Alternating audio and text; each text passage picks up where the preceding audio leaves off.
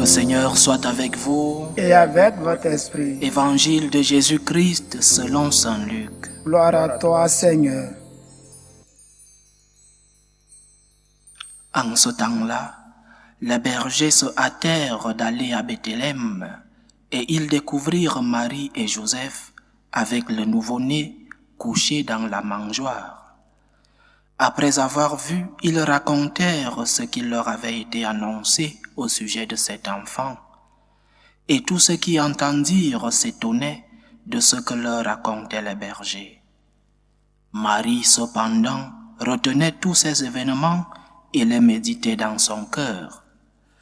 Les bergers repartirent, ils glorifiaient et louaient Dieu pour tout ce qu'ils avaient entendu et vu, selon ce qui leur avait été annoncé. Quand fut arrivé le 8e jour, celui de la circoncision, l'enfant reçut le nom de Jésus, le nom que l'ange lui avait donné avant sa conception. Acclamons la parole de Dieu. Louange à toi, Seigneur Jésus. Que Dieu nous prenne en grâce et nous bénisse. C'est peut-être l'une des plus belles prières que nous pouvons invoquer en ce début d'année. Que Dieu nous prenne en grâce et nous bénisse. Qu'il nous prenne en grâce, c'est-à-dire qu'il accepte nos offrandes. Et quelles sont nos offrandes? Ou alors, que devront être nos offrandes? D'abord, notre vie, notre cœur. Seigneur, accepte mon cœur, accepte ma vie comme action de grâce. Abandonne-toi en Dieu comme action de grâce. Que Dieu nous prenne en grâce. Qu'il accepte nos offrandes, les offrandes de nos vies. Mais aussi qu'il nous bénisse, qu'il nous remplisse de ses bénédictions. Qu'il fasse de nous des enfants pleins de joie. Qu'il fasse de nous des enfants joyeux d'être des fils de celui-là qui est le maître de tout bien. Que Dieu nous prenne en grâce et nous bénisse. Je vous invite donc, chers frères et sœurs, en ce premier jour de l'année, à méditer sur ce psaume que nous avons lu aujourd'hui. Pendant la journée, même si nous sommes fatigués parce que nous avons passé pour certains une longue nuit, mais pendant cette journée, que Dieu nous prenne en grâce et nous bénisse. Ou alors, faire nôtre cette prière, que Dieu me prenne en grâce et me bénisse. Que Dieu me prenne en grâce, ça veut dire que je lui offre ce que j'ai et ce que je suis. Je lui offre ma vie, je lui offre mon cœur, je lui offre les miens, ma famille. Qu'il prenne en grâce ces offrandes que je lui offre, mais aussi qu'il me bénisse, qu'il remplisse mon année de ses bénédictions. Nous commençons l'année, heureuse et sainte année 2024, à vous tous qui nous écoutez. Que le Seigneur, comme nous avons déjà dit dans le psaume, que le Seigneur vous prenne en grâce et vous bénisse, ainsi que toutes vos familles, que le Seigneur vous prenne en grâce et vous bénisse en cette année 2024. Nous commençons toujours l'année, l'Église dans sa sagesse a bien voulu que le chrétien commence son année entre les mains de la Sainte Vierge Marie. Quoi de mieux? Qui de mieux? Aujourd'hui, l'Église célèbre la fête de Sainte Marie, Mère de Dieu, ce que les Grecs ont appelé la Théotokos, la Mère de Dieu, Théo, Dios, Théo, Dieu, Tokos, la Mère, Théotokos. Un dogme discuté, comme tous les dogmes mariaux, parce que l'ennemi, c'est-à-dire le diable, a mis beaucoup d'obstacles pour que nous ne puissions pas donner à notre mère l'honneur et la justice qu'elle mérite. Mais finalement, le dogme a été proclamé, Marie, Mère de Dieu. Comment peut-elle être Mère de Dieu, disaient certains, si elle est une créature? Comment une créature peut-elle être Mère de Dieu? En réalité, ce qui était en jeu, c'était la défense de la divinité du Christ. Marie est mère de Jésus. Personne n'en doutait. Mais si Jésus est non seulement vrai homme, mais aussi vrai Dieu, le Christ n'est pas divisé. Il est en même temps vrai homme et vrai Dieu. Alors si le Christ est en même temps vrai homme et vrai Dieu, Marie est mère des deux dimensions. Marie est mère du Jésus homme, mais aussi du Jésus Dieu, qui en fait sont une seule personne. Marie est mère de Dieu. Mais qu'est-ce que cela signifie? Parce que les dogmes doivent aussi nous apporter une dimension pratique. Il ne suffit pas de proclamer un dogme. Qu'est-ce que ça apporte aux chrétiens? Qu'est-ce que le dogme apporte dans la vie pratique du chrétien? Il ne suffit pas de proclamer des dogmes, il ne suffit pas d'invoquer des phrases. Le plus important, c'est la mise en pratique de ce que l'Église proclame comme dogme. Qu'est-ce que ce dogme, Marie, Mère de Dieu, signifie pour moi, chrétien d'aujourd'hui? Qu'est-ce que ce dogme signifie dans ma vie concrète? Qu'est-ce que ce dogme m'enseigne? Et qu'est-ce que ce dogme, en quoi ce dogme peut m'aider dans ma relation avec Dieu? En premier lieu, cette maternité divine de Marie ne fait pas d'elle une sorte de Dieu au-dessus de tous les dieux. Non. Parce que parfois quand nous disons que Marie est mère de Dieu, dans notre imaginaire, nous pensons Marie sur un trône au-dessus de tous les autres petits dieux. Non, Marie n'est pas Dieu.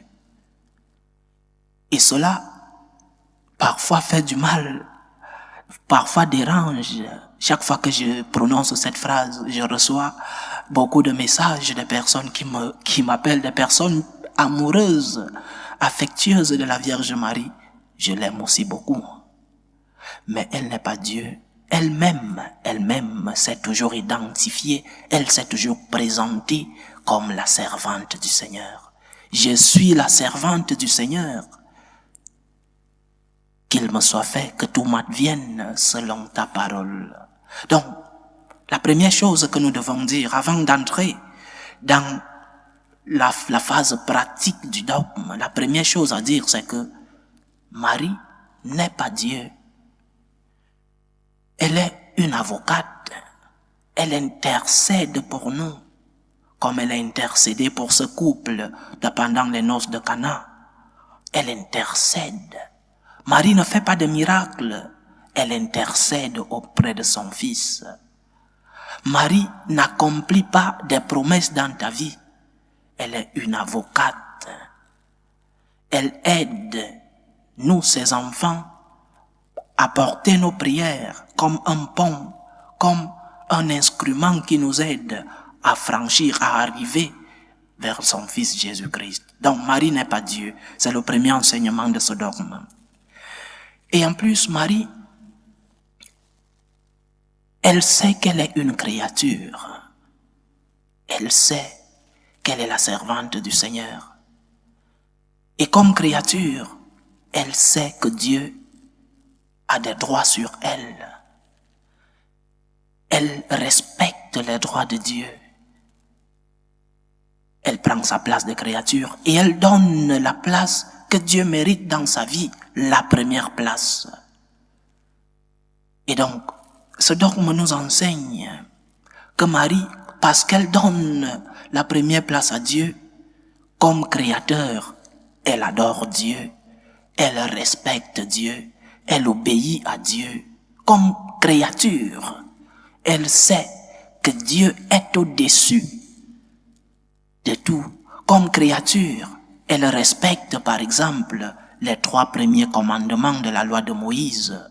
Ces 3 premiers commandements qui parlent de Dieu, qui parlent de notre relation, de la relation de l'homme avec Dieu.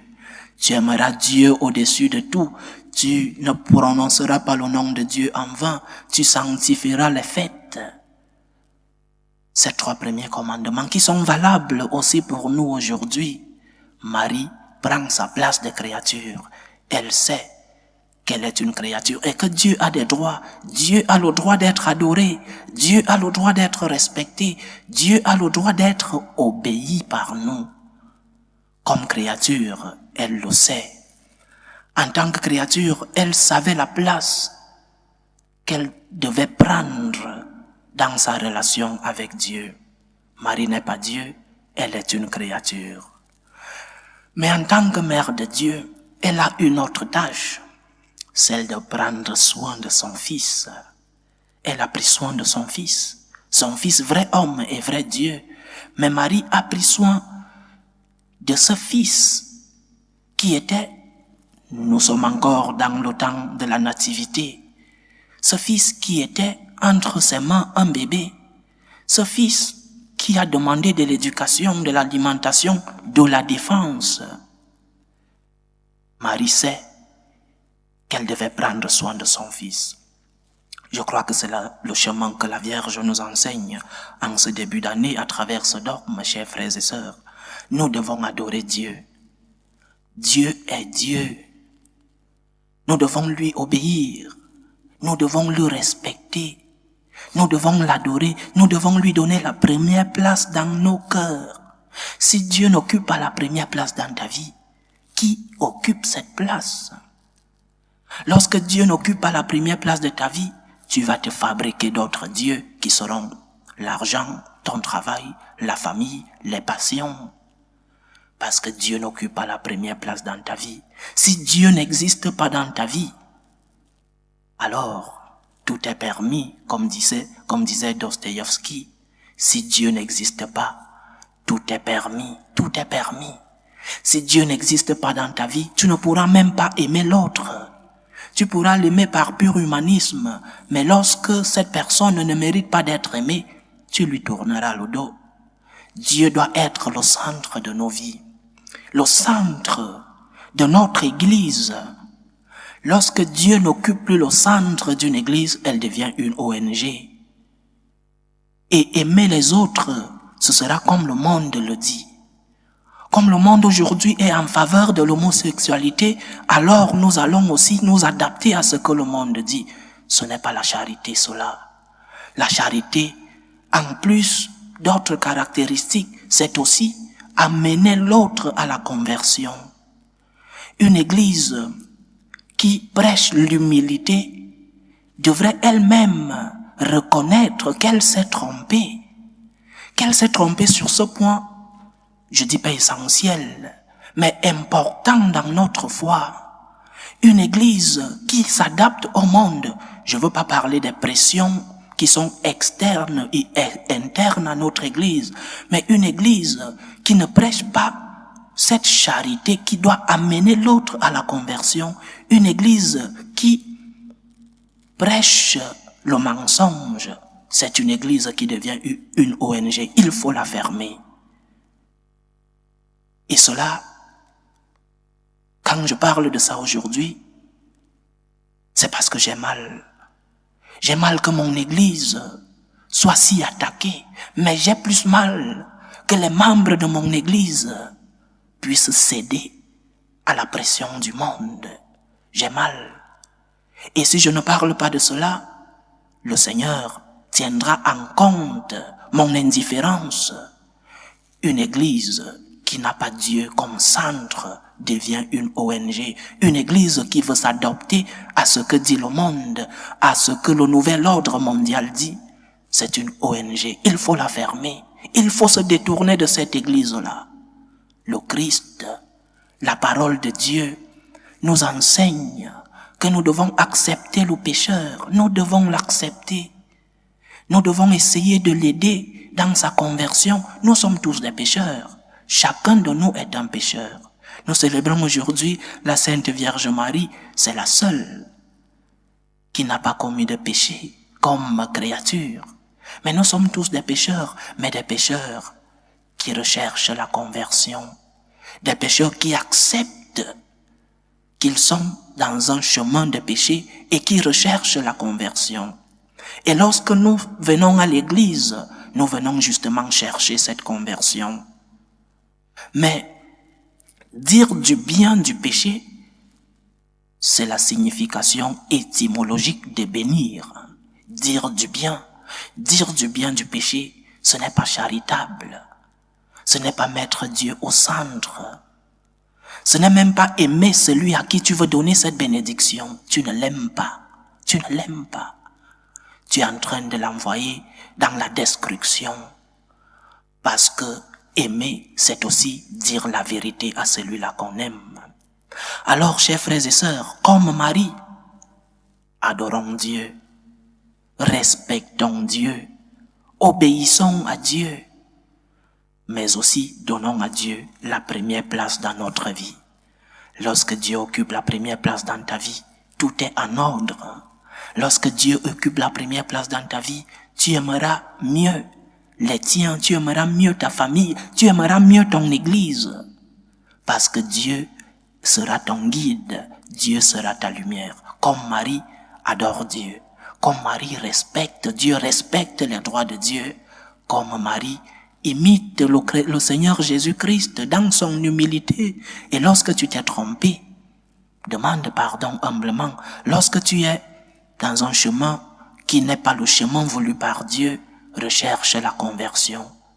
Ne recherche pas la bénédiction de ton péché.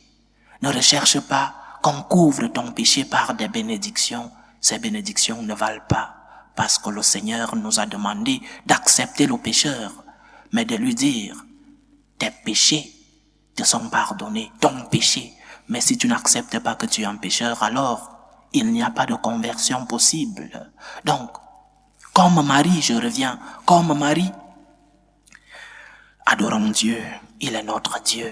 Il est le Tout-Puissant. Il mérite adoration. Respectons Dieu. Respectons les droits de Dieu. Dieu a des droits sur nous. Obéissons à ses commandements, mais aussi mettons-le à la première place de notre cœur. Et comme Marie, défendons le Seigneur. Prenons soin du Seigneur.